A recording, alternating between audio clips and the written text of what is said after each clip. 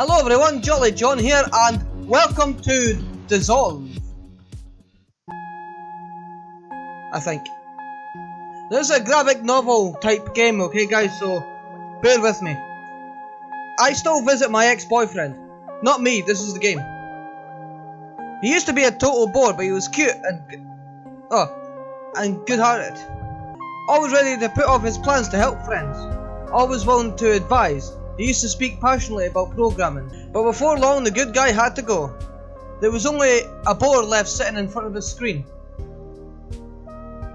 He didn't finish his 4th university year, and soon he left his job in the office. His online work lasted a bit longer, but in the end he abandoned all that as well. He dwells in a decrepit flat in a bad neighbourhood, a generous gift from his parents. They're quite rich, so I guess it's not a problem. That's how he lives, alone.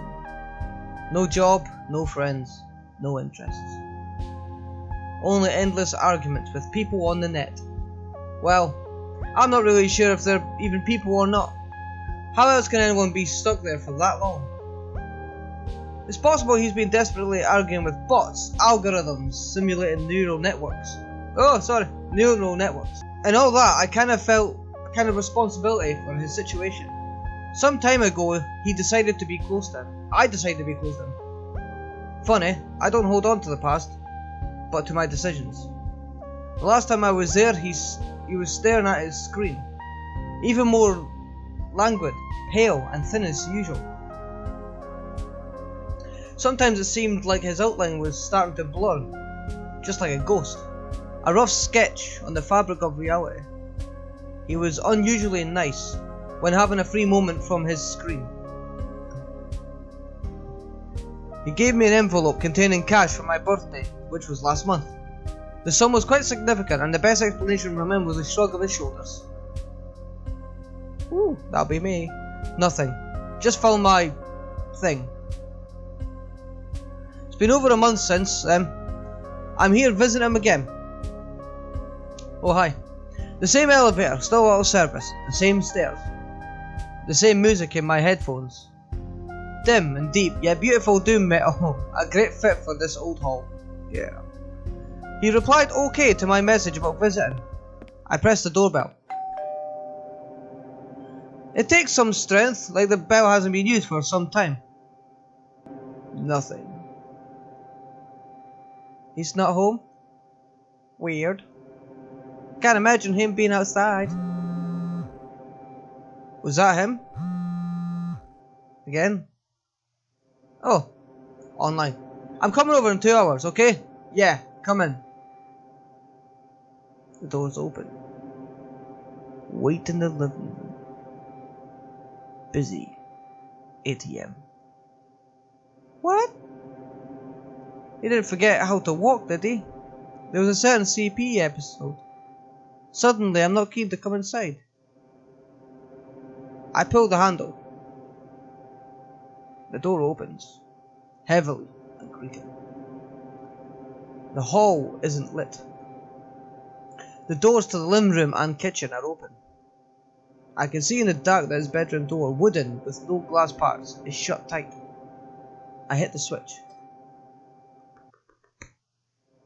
I was afraid that his power had been cut, but the light comes on, revealing the floor covered in dust balls. Silly me. He lives online, of course he pays for the electricity. I take off my shoes and enter the living room. Silence. There's no light coming from under his bedroom door.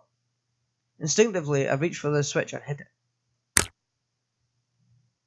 The fixture flickers as the light comes on. It seems I still remember where things are here. The dust is more noticeable under the light. I'm glad he doesn't have any plants, because they would all die. They would have withered a long time ago. Wait, I don't recall this lock on the door. It's easily seen under the light. Looks like the newest thing in here. I couldn't have entered even if I wanted to. Boom. ... Somehow I'm not too crazy about this. Sorry, not going outside. Let's talk like this. Great, just great. I saw a situation like this in a movie. It didn't end well. It never does. Fine, I'll reply. Why aren't you coming out? You won't like how I look. Don't want to frighten you. Really? Because you already failed. What's wrong? What's wrong? Is there something I shouldn't see?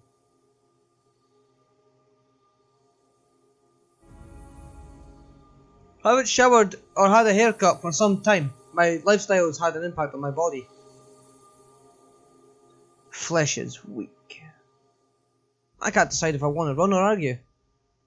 I told him this solitude would drive him mad. His messages seem to have been stolen from poorly written songs. Wait, he never listened to music. Stop. Why don't you want to talk normally? Can't move. Can't you move your tongue?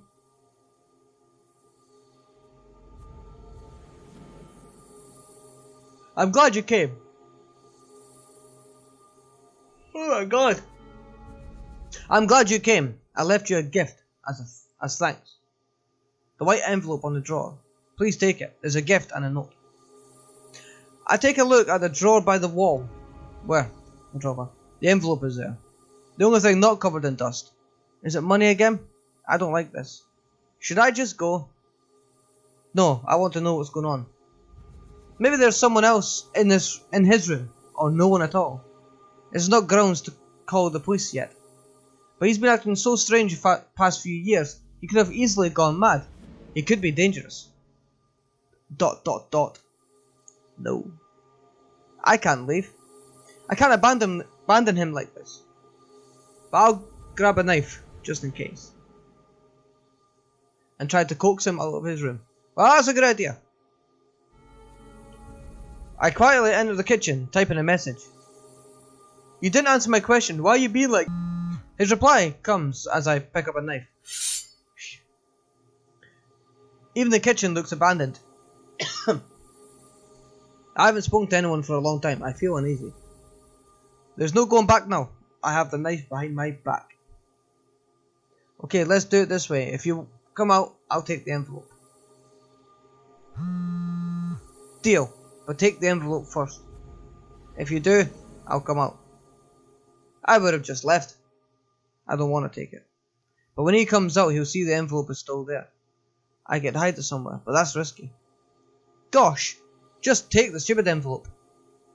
It's just cash, that's all. I put the envelope in my bag, holding a knife in my other hand. Not very convenient. I have it. Fine, but don't say I didn't warn you. Well, surprise me. Oh, the anticipation is killing me. Something's going to jump out at me, isn't it? Oh, fuck. I step back. Yeah, too right, I step back. The knife falls out of my hand. I hear a mechanical voice. I told you you wouldn't like it. I start to back away. He stands there in the doorway. The longer I look, the more blood his outline is, and the clearer his mouth and eyes are. I turn and run. As I leave the apartment, I glance back. I only see his mouth and a pair of eyes. Ooh. I don't remember returning home. I must have immediately fallen asleep. That's how my body manages stress. In dreams full of anxiety, I saw eyes and a mouth without a body. It was probably too much for me. Yeah, but that's probably it. Because I don't usually dream. It's been a day since I visited my ex. Or the thing in his apartment. What was it? A prank? Did somebody put on a silly mask with a lighting trick? Yeah, that'll be it. Was I hallucinating? Was I tripping balls? Or... Damn. I don't know how to approach this. Or what to do. I don't know how to carry on. When such things happen, I want to huddle up in a corner. This is why I tend to act impulsively, just to avoid anxiety. Perhaps my future actions will be just as impulsive. I used to believe that it's better to know. In these situations, it's best to start with a conversation. What happened yesterday? The answer came immediately. I'm glad you texted me. Have you opened the envelope? What a douchebag. Don't change the subject. I don't know what to say. Think harder then. Okay, what happened to your body? Why is he taking so long? This is a side effect of the ascension. What are you talking about? What ascension? Where? I've been in a ton of arguments online. I met someone there. We started a mutually profitable partnership. I provide them with food, and in return they help me transform and solve some issues. They will probably reach out to you soon. They enjoyed our chat. No thanks. Well then. What do you mean? What the hell? I want to show my gratitude. You didn't leave me. I'm thankful for my parents too. They probably didn't care, but my family would still give me money as support. And when they found me, my financial issues were solved. The envelope is the smallest thing I could do for you. I wish you a good ascension as well. Believe in the net. What the fudge? Fudge? You're not leaving, are you? There was no reply. I'm talking to you. There was no reply. Couple of weeks have passed. Hello? What? How? Where? Who? Shit? What? I see. So the funeral is this Saturday, right? I will come. Goodbye. Bye-bye. I didn't say sorry to anyone. His mother's voice was so stoic. I was afraid even a formal condolence would be inappropriate. It didn't seem like it came to a surprise to her. I know how she feels. Even that prank or whatever it was is easier to understand. He wanted to have some fun at the end. He decided long ago that there was nothing to lose. Left a death note and found a place to die. Just like a cat. Meow. Of course, there's a chance he ran away, and the faded body found in the dump near his house was not him. But to him, suicide was his escape.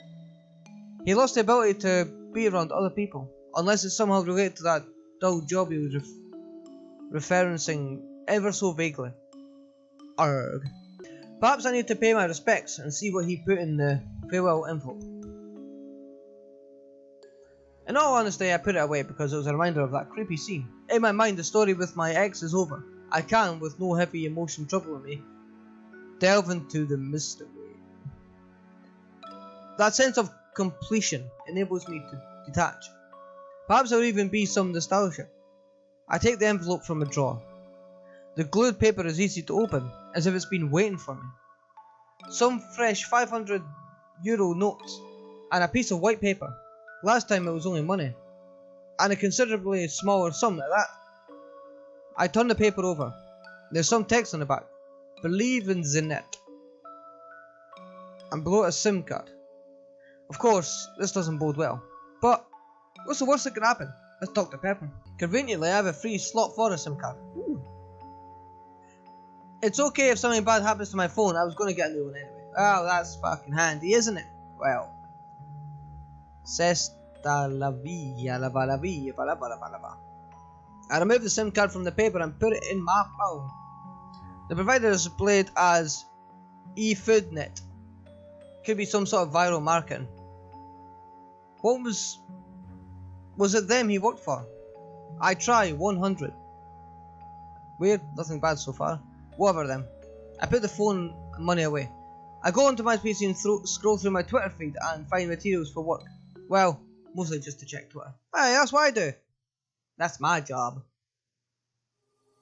Suddenly, I receive an IM from my ex. Shout out to my ex. Glad you opened the envelope with a SIM card. The process will be much quicker. What? That's not funny. The SIM card must have been triggered his final prank. A message from a dead ex-boyfriend. A sick joke. This will make a great tweet, although I usually avoid writing things about my personal life. Nevertheless, the world needs to see this masterpiece. Just got a message from my dead ex-boyfriend. A sick joke. I wasn't wrong. The tweet soon went viral. But I forgot what kind of people replied to tweets. At empty body. That joke is stolen. XDDDD. Come and see, such an attention whore. Pex, or did it happen? Wait, another geek girl? You're not impressed in anyone, my dear. Try harder. You're so freaking dumb. You must be a femme. Nice stories about a dead ex. We live in a society. It's nothing new. But somehow this got to me. Especially at mouth full of darks tweet. What? What? At mouthful of Dark's tweet, which drove me up the wall.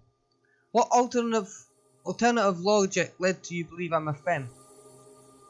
Who else would joke about men dying? He must have gone complete. Several hours passed and I barely even noticed. Twitter. New people were joining the argument. New misconceptions, new misrepresentations, new white knights and trolls. I know it was a stupid waste of time, but it was really hard for it to stop.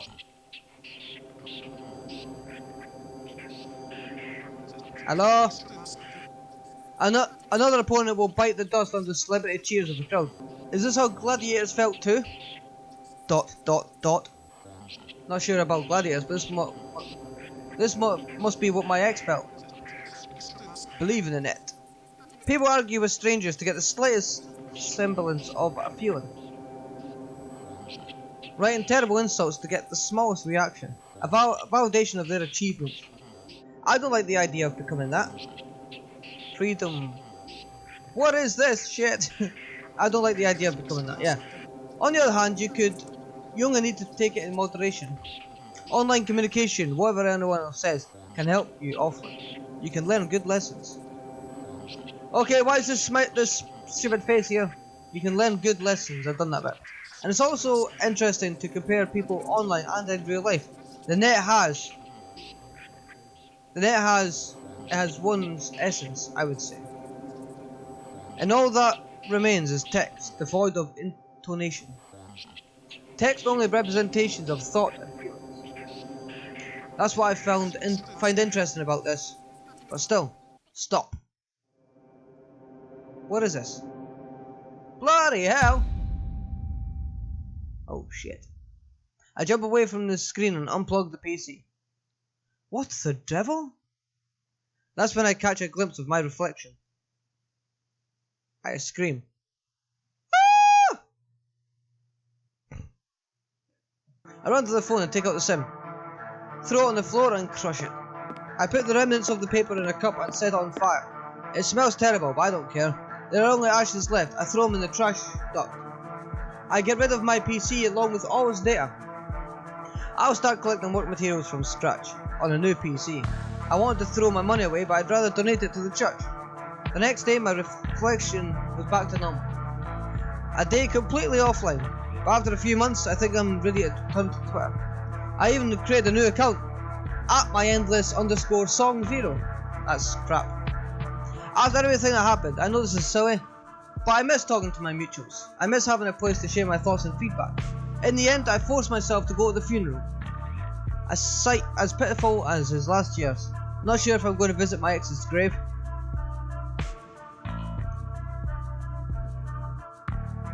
I beat the game. I beat the game. Oh yes, yeah, it's very fine text, yes. It's all in Russian, yes. Can't understand a word of it, yes. Marvellous. Moving on. Okay guys, so that was Dissolving. I think it's about... So you spend more time online on Twitter, and bad things happen to you. Is that what I'm getting? Because I spend a lot of time on the Twitter as well, but... Hey, nothing bad's gonna happen to me.